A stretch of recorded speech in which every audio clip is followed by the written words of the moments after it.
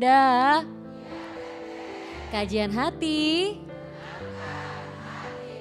Alhamdulillah masih semangat ya Bun. Alhamdulillah, dan sekarang kita sudah hadir di sini, ada Bunda Hana Ros. Kita kasih kesempatan untuk bertanya sama AA. Silahkan Bun. Silakan. Assalamualaikum warahmatullahi wabarakatuh. Waalaikumsalam warahmatullahi wabarakatuh. Saya dari kampung bercita-cita ingin menjadi penyanyi dangdut ke Jakarta. Kemudian Allah bukakan jalan untuk saya. Berkali-kali saya masuk dapur rekaman, tapi gagal. Kemudian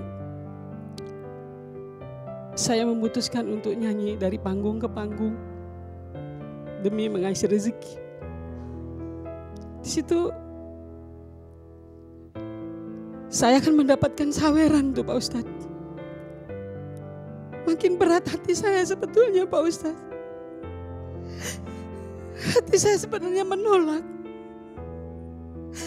Tapi saya mau berkata apa, karena cuma ini yang bisa saya lakukan untuk mengais rezeki, melanjutkan hidup saya.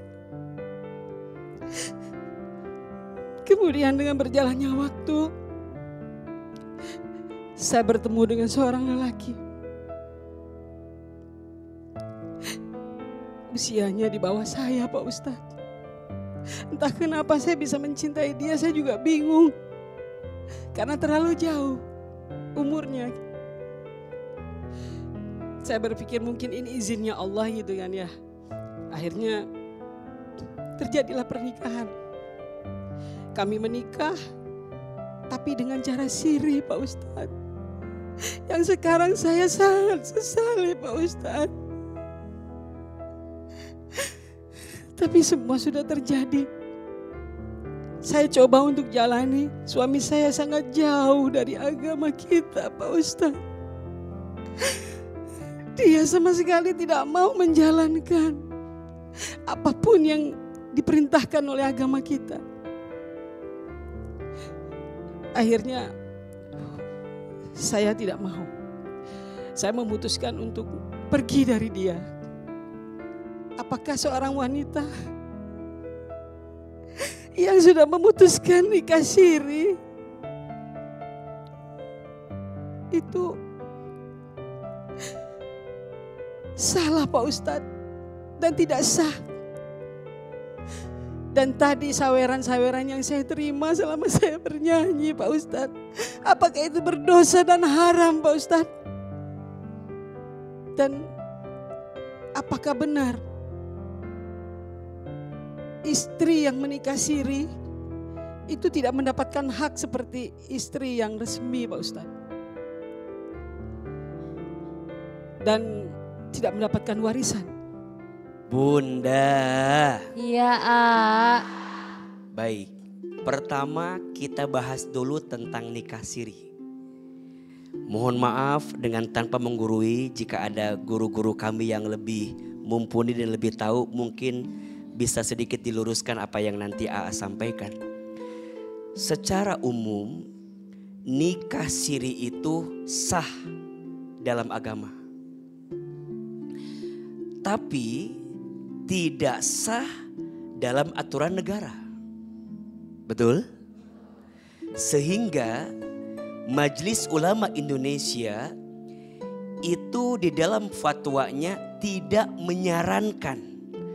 Karena di negara ini pernikahan yang tidak tercatat akan kehilangan hak-haknya sebagai istri yang sesungguhnya. Walaupun secara agama itu sah. Apa yang dikhawatirkan? Nanti kalau terjadi sesuatu dari pernikahan itu, maka agak sulit untuk meminta pertanggungjawaban secara negara. Betul? Karena tidak tercatat. Siri itu kan maknanya sembunyi-sembunyi. Atau ya bahasa gampangnya ya tidak dicatat gitu. biasanya ada alasan tertentu. Wallahu a'lam bishawab, apa alasannya? Maka kalau boleh ada pilihan, ya sebaiknya kenapa harus siri? Kalau bisa sah secara negara, agar kita sebagai warga negara bisa terlindungi jika di kemudian hari ada sesuatu yang mungkin tidak sesuai dengan apa yang menjadi kebaikan untuk kita. Ustadz, kalau nikah siri, apakah suami istri itu harus memenuhi tanggung jawabnya? Ya seperti biasa. Bunda punya hak untuk meminta nafkah dari suami. Suami punya kewajiban memberi nafkah kepada istri. Tidak lantas kemudian berubah karena dengan nikah siri.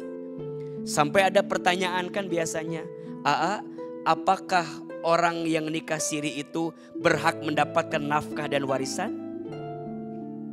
Berhak gak? Halo? Berhak atau tidak? Berhak mendapatkan warisan dan nafkah secara aturan agama. Cuman sulit untuk dipertanggungjawabkan secara aturan negara. Betul? Makanya pilihlah pernikahan secara sah, baik menurut agama dan juga sah menurut apa? Aturan negara. Sekarang pertanyaan selanjutnya, mohon maaf, suami tidak bertanggung jawab. Misal, suami tidak memberi nafkah, misal, suami menyakiti, suami menzolimi. Apakah istri punya hak untuk meninggalkan suami? Punya, namanya menggugat cerai. Tapi ingat, sering bilang, memilih cerai itu adalah pilihan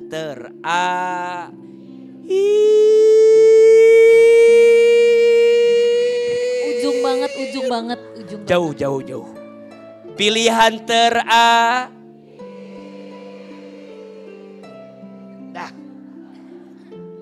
Untuk dosa saya yang kemarin sebelum Bunda menikah, teruslah minta ampun sama Allah.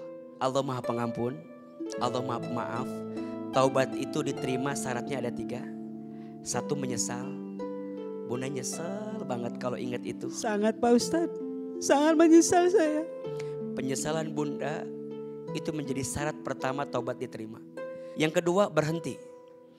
Kalau Bunda udah tahu salah, tinggalkan. Kalau Bunda udah tahu itu keliru, hempaskan. Dan yang ketiga, berjanji. Ke depan kita mau lebih baik daripada kemarin. Wa'ad bi'is sayyi'ata bil hasanati tamhuha. Ikutkanlah keburukan dengan kebaikan. Niscaya kebaikanmu saat ini bisa menutupi keburukanmu di masa lalu. Dan teruslah berharap kepada Allah agar Allah mengampuni setiap dosa-dosa kita. Amin ya rabbal alamin.